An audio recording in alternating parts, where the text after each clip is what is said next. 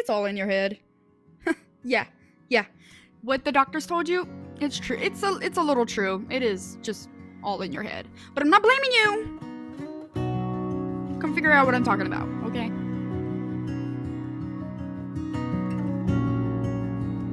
Hi girls, it's your girl, Autumn Winters with another freaking video. So today, this is part 2 of my other video that I had made a couple weeks ago about weight loss and my identity and all that kind of shabam. Well, today is going to cover more of like the more biological PCOS, like the way my body has changed like since weight loss. Not solely all in my head, more like my head was causing the issues in my body. And it was more than just anxiety. Let's get into it. So, I am about 50 pounds down from my weight loss. I started out like 230, now I'm like 185 or something. Roundabout. I'm just guesstimating. I'm still in the journey, so I don't even care about the numbers.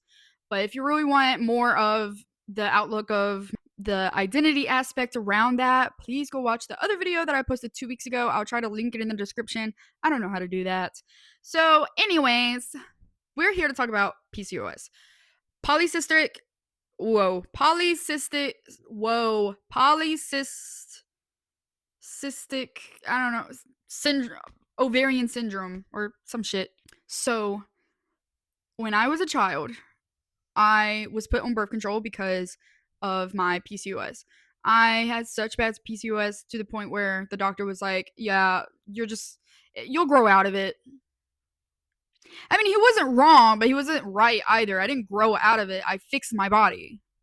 Because I had binge eating problems since I was a kid anyway. And, like, I mean, if you want to be honest, the government's kind of killing us. But it's not just that as well.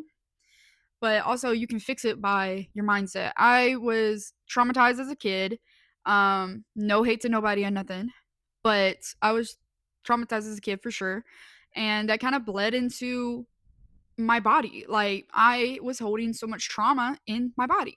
So we're going to get into that even more. So my PCOS, it showed up in the worst way possible.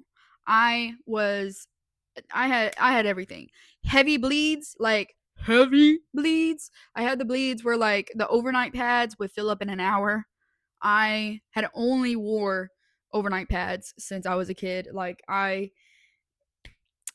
couldn't wear tampons. They gave me cramps, even worse than the cramps I already had. So it was just a struggle to function, and it was just really and like I don't have those problems as bad anymore, but I do have cramps still, but I don't have bleeding as bad. So that's a plus. That's a plus. But my period literally used to last, we'll say 7 days for the most normal, but I kid you freaking not, I had the most irregular periods ever.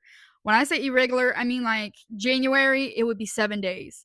March, February, March, I wouldn't have a period at all. Like it would just skip and be like, oh, that's weird. And then let's see, February, March, April. By April, that shit would be not only the heaviest freaking period I ever do have in my life, but it also would be black blood. It wouldn't be just any black blood, the darkest, deepest red, and it was clumpy. It was disgusting as fuck. But I had those problems growing up so bad, and when I got on birth control, it's helped slightly, but not really. Like sometimes it would make it worse, to be honest. And birth control in general, as a kid trying to remember to take the pill every single day, that was a challenge. So like if I missed one day, it would start my period. I'm like, no, I have to start over again. Like it would either skip months, be on for more than a week. When I say more than a week, I think the longest period that I've had was about 2 years ago. I was about to check myself into the doctor because I was on my period for a month and a half. And I was like, oh crap, I don't have a doctor or health insurance right now. What am I going to do? I was like, oh my gosh, what am I supposed to do? Like, I don't have anything to stop myself from bleeding. I literally was on for a month and a half. And I kid you not, it stopped for 2 days. I was like, oh, and then it came back on for another 3 weeks. Like, I was dead. I was dead. I did not want to be on that period anymore, but I was on it for a whole month and a half. And I had just started a brand new job that was physical labor. I mean, not like crazy, but like I was stocking shelves and things. So I was in pain. My iron was low. I got dizzy and lightheaded really easily. I had cramps really bad. My back pain was bad. It was rough. It was like every single period that I had ever, but the duration was just so much longer. So after that, I was like, okay, I don't know what's going on in my body because it hasn't been this bad in a long time. But I think it was just because I hadn't had a period for 3 months. Like I hadn't had a period in so long. And a lot of times it skips months. Sometimes it will last for 2 weeks, like 14 days, 2 weeks, or it would be like 3 or 4 days and then it would go off and I would come back on within the same month. It was so irregular. I never knew when I was gonna have my period. I never knew anything. When I was a kid, this is embarrassing. But when I was a kid, when I was like in middle school and I didn't have my period and I was like, oh my gosh, I'm pregnant. I'm so scared I'm pregnant. I had never even been or kissed a boy yet. You know what I mean? Like I was so scared of like my own body. I didn't know what was happening and people around me were getting pregnant in middle school and I was like, "Oh my god, I'm next." I knew how babies were made, but I also was just like, why else am I freaking out right now? I have such bad mood swings, PMDD, which is premenstrual, I think depression disorder. I don't actually know what it stands for. But it's kind of like that. It's more than just PMDD. It's more than just PMS. The symptom that I know that I have it for sure is like right before or during my period, I just want to I just want to kick the bucket and I can't like my brain just won't shut up to kick the bucket. And I think we don't really talk about that too often and I've seen a lot of people online have have been talking about PMDD and how they feel and what it how it affects them and yada yada. And I'm just like, oh my god, me too. And I thought I was the only one and I felt crazy, but we're not supposed to feel crazy during those times, which I was like, whoa, what? I'm not supposed to feel crazy? Well, that's news to me. So yeah, I was like, okay, this is great. Well, now I understand my body so much more because of the internet, because of YouTube. But daddy woody, these doctors don't give a fuck. They just getting paid, so whatever.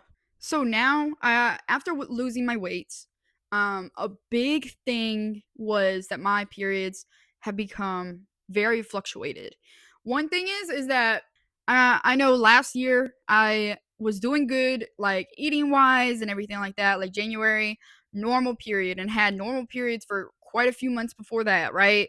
That February, I missed a whole month, and that whole month I was also binge eating like a muffo.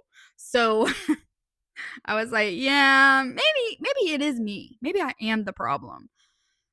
And that's when I really got into the research about PMS and PMDD and what is going on with my body. And I kept seeing things about it, but I always ignored it because I didn't want to admit that I'm the problem, that it's me, that is my dieting. So when I actually got into dieting and I got more into exercise and understood what my body needed in the times that I needed it, it kind of works out. Now instead of 7 days, I only have 5 days, and I only have 2 bad days out of those 5 days. Because before it was all 7 days. Okay, I won't say all 7 days, but at least 5 of those 7 days was extreme cramping, extreme bleeding, and a lot of lightheadedness. You know what I mean? Like I was dizzy all the time. But now I only have the day that it comes on, and the next day is like heavy bleed. Or I'm not even say heavy. It's not even heavy. I could wear a normal pad, like a really chill, like chill bleed. really bad cramping, and then the other 3 days I'm like chilling. Like I be forgetting I'm on my period, and I get sad because I'm like I remember my period because I still feel like the emotional aspect of like the mood swings and all those kind of things. But I'm also gonna get into that. I'm gonna improve that aspect as well because I have been realizing that it is still me. It is still my fault. I be swinging around like the jungle gym because my brain, bro, my brain. So really the issue wasn't really only the weights. And what I mean is it's all in your head. I mean like it's physically all in your head. And of course like weight loss, dieting, of course those are necessary. The only way that a successful dieting, weight loss, and all those things are going to work, are going to happen, is if you change your mind, if you get out of your head, because all this is stored in your guts. That's why we have gut issues. I mean, aside from all the crap that they're feeding us, but it is, you can't have processed food. And girl, I get it. As I said in my last video, I was always bullied. I was always bullied for my weight. I was bullied because of my period. When I was in 5th grade, I was one of the first girls to get my period. So I bled through my pants several times. I got picked on. I had people literally just outcasting me because they thought I was gross and da da da. Like it was such a hard time to be a kid and having to grow up and be in this woman body. We hate ourselves for so long, not only because of society, not only because of how uncomfortable a period is, not only because of, you know, other people, other girls that we envy, and we're thinking like, oh my gosh, she must not have to deal with X, Y, and Z like I do because she looks and she acts and she da da da. Girl, just love yourself, okay? Like everybody has their own bullshit. Like just because that girl is hot doesn't mean that she doesn't have the bubble guppies once a week or every day. You know what I mean? Like we're human. We're human. We're okay. But the real problem is that self-image correlates exactly with survival. We feel like we aren't good enough, so our brain is like we are surviving ourselves. And that lays in our gut. Our gut holds all our anxieties. Just like our anxiety, like when you feel anxiety, you feel it in your stomach. Your stomach starts to get tight, you clench it, even when you don't even realize, like you hold your breath, which makes you hold your stomach in, and then all this hurts, just hurts in your stomach. You just feel so cramped, and then you look in the mirror and that feeling comes back. You step on the scale, that feeling comes back. You get your period. And what does that feel like? Yeah, it feels like anxiety. It feels like you're hurting. Not only your body is hurting, it's your mind that's hurting. It is all in your head, but not because it's your fault. It's because of trauma, of society, of anger, of jealousy, envy, label label it whatever the fuck you want. But only you are the one who can change what happens in your head. You have to start being nice to yourself. Be nice to yourself. Oh, I don't like myself because of no. Don't even start. Don't even start. Don't even start. You don't have to love yourself fully and like yourself fully to get the body and da da da da what you want and need. But you have to at least like yourself enough to care about you because nobody can fix you. You go to the doctor, he's not going to be able to fix you. She's not going to be able to fix you. All they're going to do is give you more problems. They're just going to give you a pill that has 30 different side effects, or it does help. For example, I personally don't. Okay. I think GLP-1s are an out. I think they are covering up what the real problem is. And I really think it's I won't say like the easy way. It's totally not easy. A GPO1 is not easy at all. Like the horror stories I've heard of people being sick every single day off of one of those. But I think it rejects your body. Like your body really is like, this is not how I work. I think it should only be for people who are diabetic. people who really need it. And even with diabetes, I also am just like, yo, y'all don't need to be on insulin either. Some of you do, absolutely, because your pancreas doesn't work like it's supposed to. But you also shouldn't be constantly fending for, finding some medication to hold you over. Like, medication doesn't fix you, it fixes your symptoms. You know? Like, the only thing that can really fix you is you.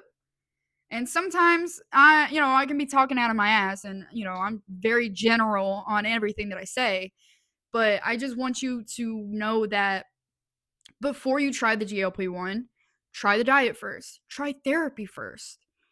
Talk therapy. Get out what are you holding in your guts? What are you holding? What trauma are you holding? And like, sometimes you're like, well, I don't think I have any because I don't cry about anything. Nothing triggers me. That doesn't mean anything.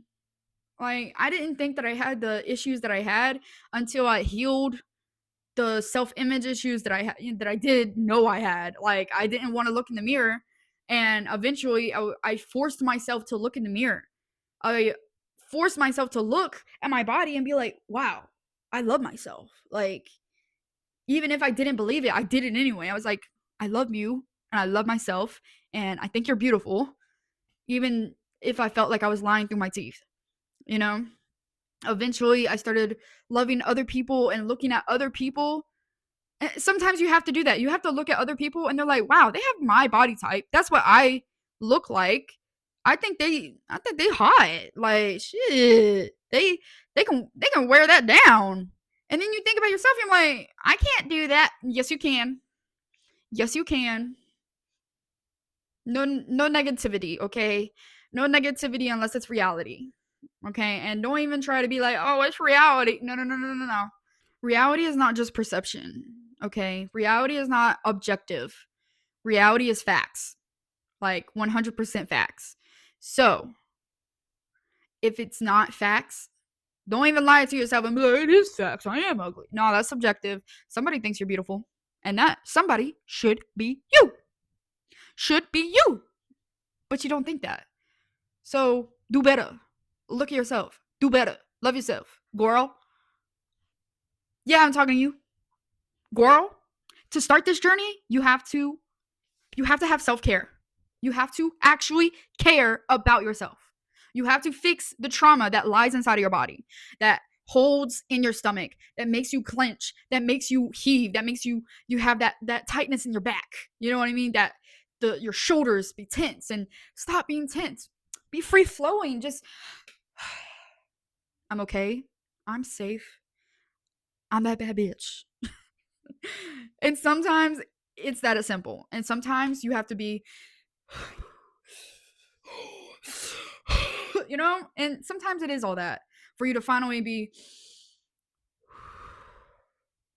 I'm okay. I'm safe. I'm that bad bitch. Okay.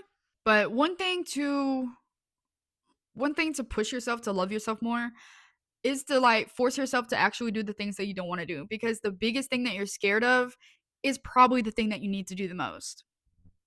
Mine was to start a YouTube channel. Look at me now. I'm sitting on my countertop talking to a camera. Living the dream.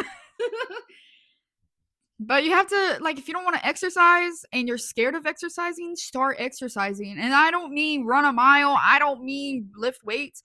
But there's this one creator. I think her name is Sam or Sammy or something like that. And she talks about her journey about losing 175 pounds. And her journey is so beautiful. Like, she started literally just sitting in a chair doing some of this. After months of just moving your body, now she is the most beautiful, confident woman I've ever seen on the internet. I absolutely love her content. She talks about the journey of losing weight, the journey of really just learning herself and learning how to move her body again. And it's just, I love her content. Shout her out. But you gotta start eating right. You have to start really just loving yourself, because who else is going to do it? And that saying is true. How, you can't love you can't love somebody else until you love yourself, and all that means is you can't pour from an empty cup. If there's no love, how can you give love? You know? Like, if you're broke, if you are absolutely broke and you have no money to your name, how are you supposed to pay for someone else's dinner? And you're a woman and you're like, well, he pays. No, no, no. That's not what I'm talking about. This is a hypothetical. This is a metaphor. How are you supposed to pay when you are broke? Why are you always expecting someone else to pay for you? No one's coming to save you. No one. So why are you begging to be saved? Hmm? Be comfortable in yourself.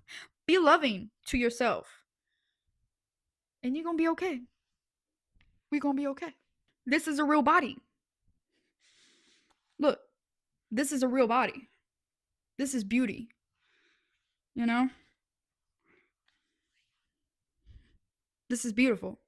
I am beautiful. I love my body. I got so much squish. But this is beauty. I love my body. I think I'm beautiful. And I used to hate when all my skinny friends and things like that, they would be like, "Oh my god, I feel so fat," and I would be over here like with a stomach like this. And now when people say that, I don't get upset or envious or jealous or offended, because I know that it's not about their body. There's like, it was never about their body. It was about what's in their head. It's about the hate that they have for themselves. It's about society too, but it's really about why does society get to dictate what you feel and look like? Because you don't love yourself. So start loving yourself. And the weight will come off, and if it doesn't, so what? You got healthy. That's what matters. You got healthy. That was the whole point. And if the point isn't to get healthy and it's just to lose weight, to look a certain way, as long as your mind is okay, I don't care. That's you. That's you, baby. That's your body. That's all you. I fixed my PCOS. I'm still working on it with cycle syncing and still dieting and learning how my body reacts to certain things. But I fixed my PCOS. I'm losing the weight. I'm fixing the trauma in my head, and I'm being the bad bitch I know I can be. Can I still speak up for myself? No, but I'm getting there. I'm doing hella better than I did a couple years ago. I won't even be on this internet a couple years ago because I wasn't. But look at me now. I'm here.